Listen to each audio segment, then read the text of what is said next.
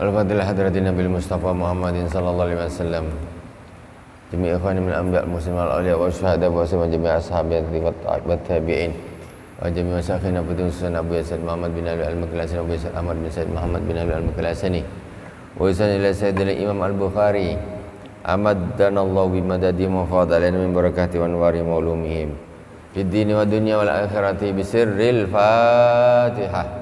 A'udzu billahi minasy syaithanir rajim. Bismillahirrahmanirrahim.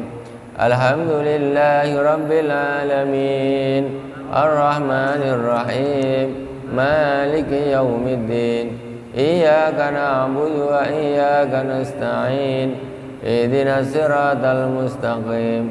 Siratal ladzina an'amta 'alaihim ghairil maghdubi 'alaihim waladdallin. Amin. Bismillahirrahmanirrahim.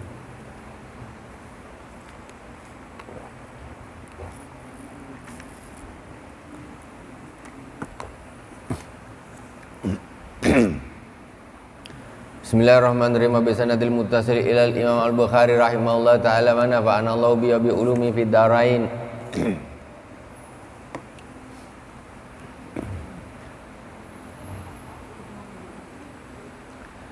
Babu, kemarin kita di babu isbagul wudu sampai kepada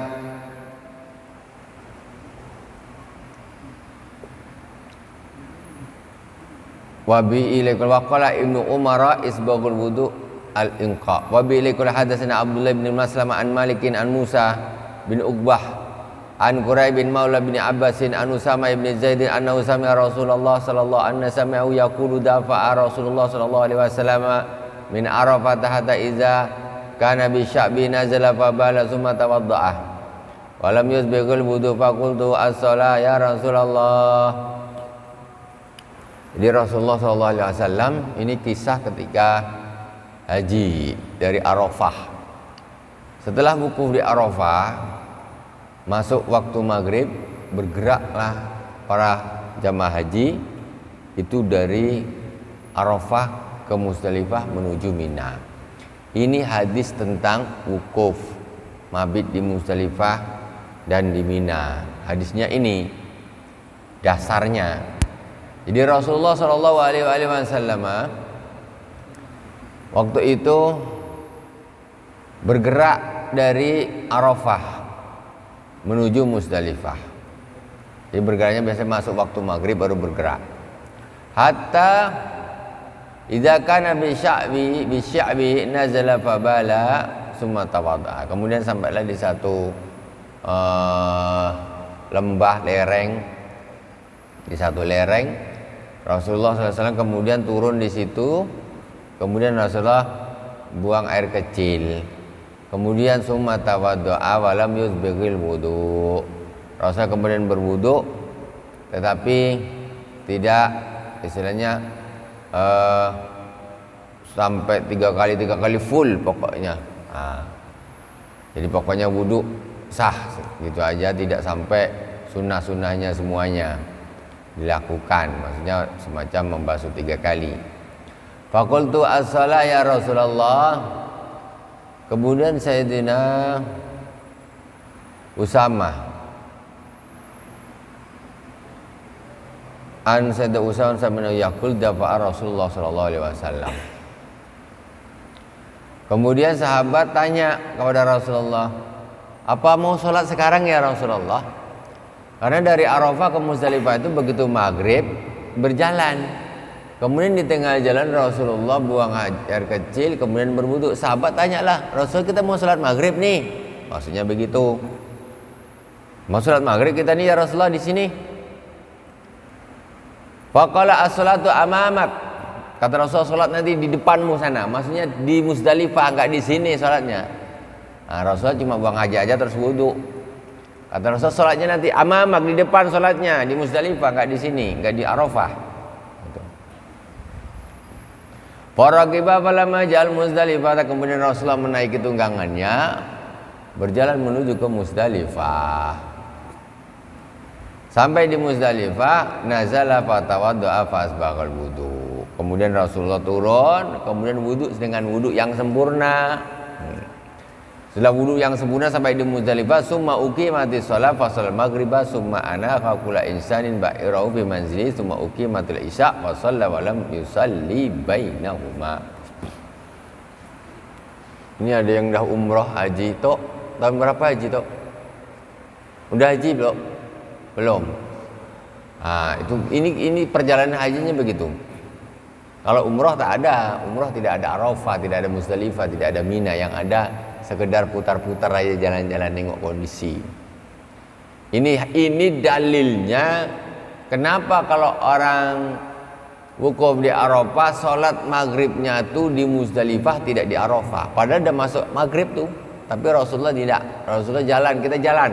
Sholat sana nanti jamak takhir. Sholatnya di jamak takhir. Jadi yang namanya sholat jamak itu tidak harus takdim terus.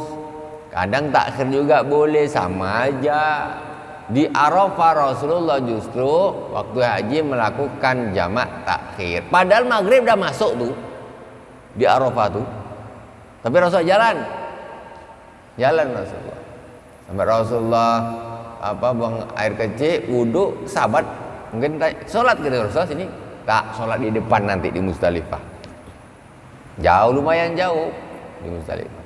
Sampai di Muzdalifah Rasul turun dari kendaraannya, wudu dengan wudu sempurna, kemudian ikuti mati sholatul maghrib, qomat sholat maghrib. Setelah sholat maghrib selesai, kemudian semua para sahabat turun dari kendaraannya, ikut sholat dengan Rasulullah sholat maghrib.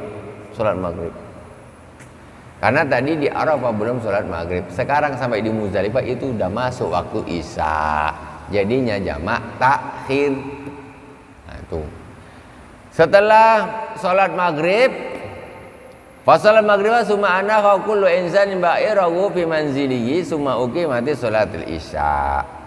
Kemudian diqomatilah sholat isya. Fa shalla wa lam yusalli bainahuma. Rasulullah setelah sholat maghrib, kemudian komatlah sholat isya. Kata sahabat, Rasulullah tidak melakukan sholat antara maghrib dengan isya, ini tidak ada sholatnya. Maksudnya tidak pakai sholat sunnah.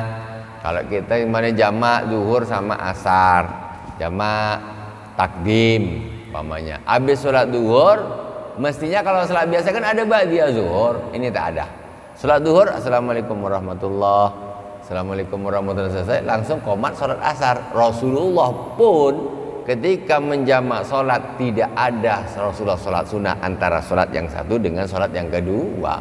Habis maghrib salam, terus qomat sholat lagi isya.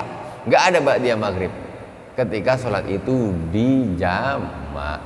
Kenapa? Karena apalagi di jamak qashar, ya. Jamak qashar. Sekarang yang fardu saja dikosor, yang fardu aja dikosor, ya. Berarti sunnahnya juga bonus juga.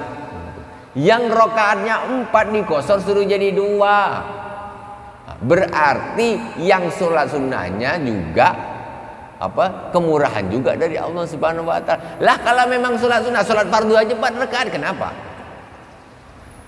Justru 2 rakaat fardu. Ya kan? Makanya Sayyidina Imam Abdullah bin Abbas mengatakan kalau sudah perjalanan sholat sunnahnya itu bonus sama Allah Subhanahu Wa Taala. Karena yang fardu saja dikurangin, lah kok sholat sunnah lagi? Itu udah bonus. Kalau orang sudah biasa sholat sunnah, istiqomah, ba'diyah maghrib, ba'diyah isya, qabliyah subuh, di perjalanan dikosor dia mendapat pahala istiqomah karena situasi gitu. Jadi mazhabnya Sayyidina Abdullah bin Abbas dia tidak ada sholat sunnah di dalam perjalanan. Prinsipnya gitu. Uang zuhur yang 4 aja jadi 2, asar yang 4 jadi 2, lah kok kita sholat sunnah lagi. Nah, itu. Dah bonus itu dari Allah sudah. Dari Allah yang fardu saja dibonusin, dikurangin, apalagi yang sunnah, dapat pahala sunnahnya untuk meringankan. Jadi tuan guru, kalau kita dalam perjalanan, kita pakai jamak kasar. Jadi sholat sunnah itu dari Udah komplit. Itu rukhsah namanya. Lah kalau kita sekarang yang 4 rakaat suruh jadi 2, ini kan biar biar ringkas, biar simpel, biar apa kan gitu. Ya kan? Kok sunnahnya otomatis lah. Kalau ditambah sunnah berarti macam tak kosor juga jadinya. Kan gitu. Maksudnya rukhsahnya dari Allah ini macam hilang gitu, macam hilang. Maksudnya begini, kan Sayyidina Abdullah bin Abbas pendapat beliau itu begitu. Jadi kalau udah di perjalanan bukan berarti kita tidak sholat sunat, tapi itu bonus dari Allah kalau kita sudah biasa melakukannya. Begitu. Itu sudah biasa melakukannya, kita dapat pahala dari Allah Subhanahu wa taala. Ya sekarang orang sholat zuhur 2 rakaat, aslinya 4. Kira-kira dia dapat tak pahala seperti sholat zuhur biasa? Ya dapatlah. Walaupun dia cuma 2 rakaat. Namanya juga bonus rukhsah dari Allah Subhanahu wa taala. Itu.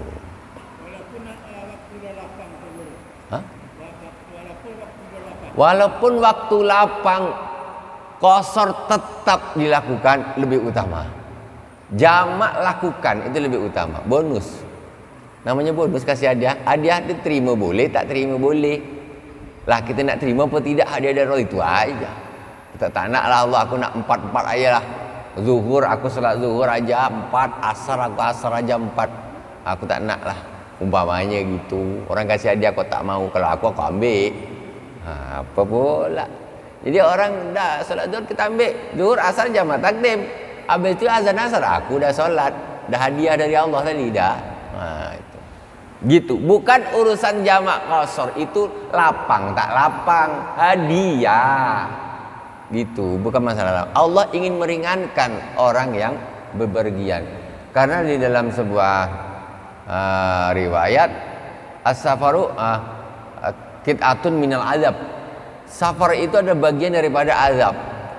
Karena orang biasanya kalau dalam perjalanan tuh penat, lemah apa gitu, pokoknya tak enak. Apalagi naik onta, naik keledai, naik kuda, boyok lah, tak tahan. Kadang orang naik bus saja, aduh tak tahan gini, penat. Padahal duduk aja tuh, tapi penat. Duduk aja tapi penat. Karena memang safar itu menguras tenaga, menguras tenaga. Duduk dari sini 1,5 jam, naik Mikonata sampai ke bandara sana, itu udah lumayan penat. Coba duduk kedai kopi itu, tak terasa. Tak terasa. Karena perjalanan ini memang kita ada semacam penat. Qit'atun minal azab kata Rasulullah. Sebagian ada potongan-potongan daripada, maksudnya membuat kita ini penat. Makanya Allah ngasih kemurahan. Dah. Jadi umpamanya nih toh, umpamanya kita musafir pergi ke Medan. Pergi ke Medan sampai di sana, sampai di tujuan, kan sampai di tujuan orang masih dianggap musafir selama 3 hari. Berarti dia masih boleh jamak qasar sampai di tujuan 3 hari. Ternyata tempat tujuan dia sebelah masjid pula rumah nih. Umpamanya sebelah masjid tuh. Ini macam mana nih? Hukum jamak qasar tetap berjalan. Gitu. Hukum jamak qasar tetap berjalan. Nak jamak, nak qasar, azan zuhur dia jamak qasar zuhur sama asar dah tetap jalan, tak ada masalah, namanya kemurahan. Walaupun umpamanya dia nak ikut orang kampung situ 4 zuhur salat 4, nanti asar boleh, tak ada masalah dan tidak dosa sama sekali. Tidak ada dosa. Bebas. Masanya hadiah ini nak diambil silakan, tak diambil silakan. Itu aja. Itu. Wallahu a'lam. Bukan berarti harus. Enggak. Engkau apa? Di sebelah masjid kau jamak qasar, kau jamak. Tak bisa begitu. Enggak bisa begitu. Walaupun umpamanya dia tu pas dia musafir, ya, di pas tujuan dekat dengan masjid itu, hukum kebolehan rukhsah jamak qasarnya masih tetap berjalan. Walaupun di sebelah masjid. Orang tak bilang apa engkau ni? Masjid dekat pun, solat pun tak ada, engkau pun duduk-duduk aja pun kau jamak-jamak. Tak bisa. Karena kecuali dah lewat 3 hari baru dia harus Tidak boleh lagi qasar, tak boleh jamak begitu. Wallahu a'lam. Kita lanjutkan.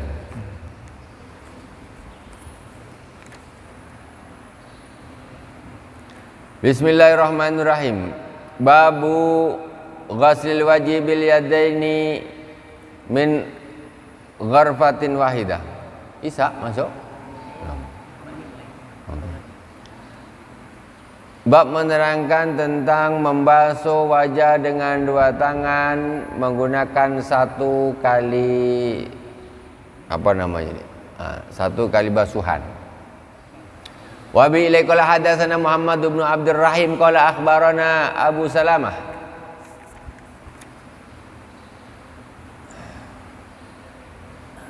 qala akhbarana Abu Salamah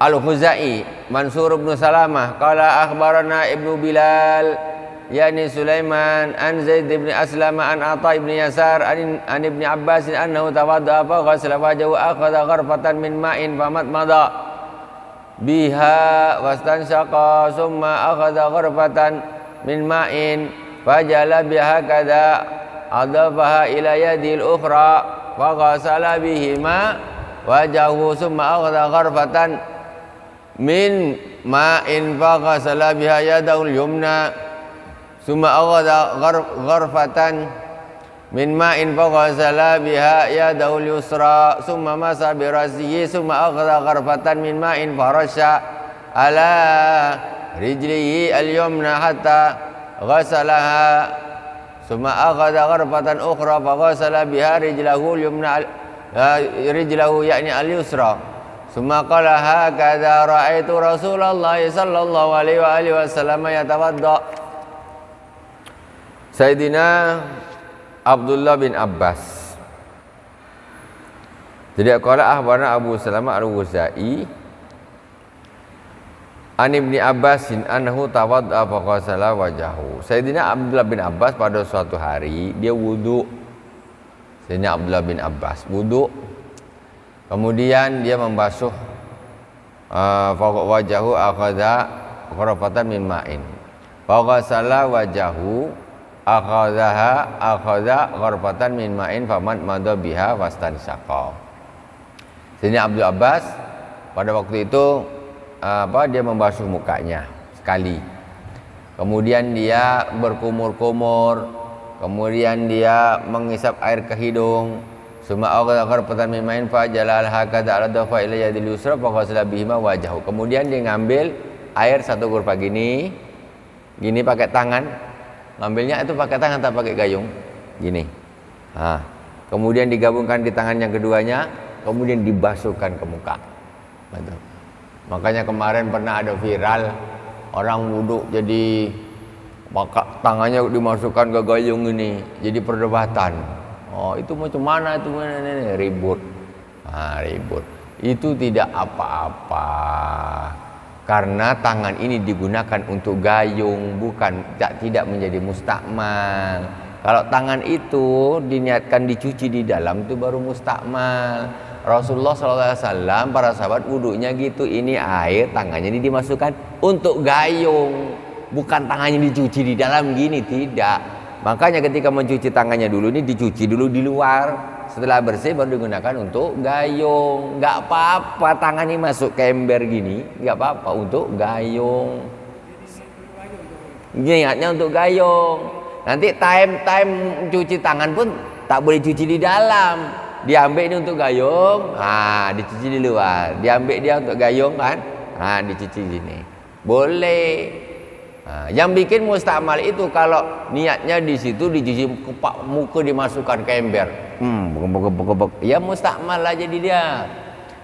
Itu yang tidak boleh. Makanya orang-orang berdebat itu kan mustakmal. Macam mana air itu dicelup-celup begini. Itulah macam orang ini di medsos kadang-kadang siapa yang kuat komen. Jadi orang tak tahu pun komennya banyak. Jadi orang bingung semuanya. Yang tak tahu, yang tahu diam. Kadang malas repot. Ribut aja orang-orang nih. Ini masalah. Itu aslinya boleh begini. Sayyidina Abdullah bin Abbas gitu dia. Ngambil gini, digabungkan ke sini, anukan ke mukanya katanya. Sekali. Kata Sayyidina Abdullah bin Abbas sekali. Jadi Rasulullah pernah berwudu, dia sekali-sekali saja membasuhnya, tidak sampai 3 kali, tidak sampai 2 kali. Sah saja. Kemudian summa akhadha qarfatan min ma'in faghasala biha yadaul yumna. Kemudian ngambil air sekali untuk tangan kanan, ngambil air sekali untuk tangan kiri. Gitu. Mukanya tadi sekali, semua sekali-sekali. Summa akhadha qarfatan min ma'in faghasala biha yadaul yusra. Summa masa bi ra'si. Kemudian dia mengusap kepalanya. Summa akhadha qarfatan min ma'in farasa. Kemudian setelah itu telinga tidak. Telinga tidak disebutkan karena telinga hukumnya sunnah.